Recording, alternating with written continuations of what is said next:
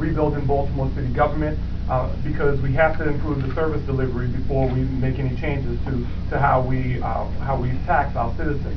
Then I talked about making a better connection between ex-offenders and economic opportunities. Then I laid out an education reform plan and then a crime strategy.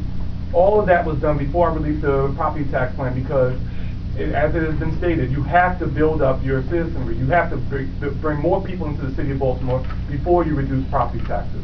That's how you make up the revenue that the mayor keeps quoting that she doesn't quite understand how to do. So if she came to a debate, she would learn. The reality is you do it over a 10-year process. Over the first 2 years, you are bringing in new revenue by going after the vacant properties and the blighted properties, and then over the course of the next 8 years, you slowly reduce the property tax rates because you've made that investment on the front end. Thank you.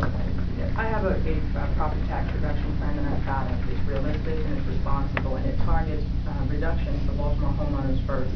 It's we're reducing the property tax 20 cents by 2020, 9% reduction, but it's a start.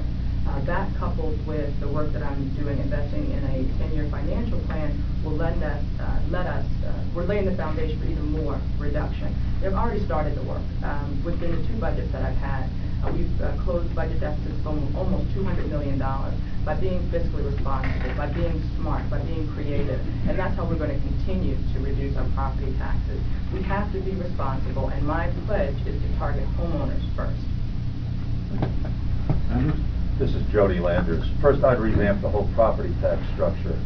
Right now, we reward you if you let your property deteriorate, and you're penalized if you improve your property. We don't have to keep doing that. Washington, D.C. has a phenomenal property tax structure that taxes vacant properties at a much higher rate than improved properties and then commercial properties. So that's one of the tiers.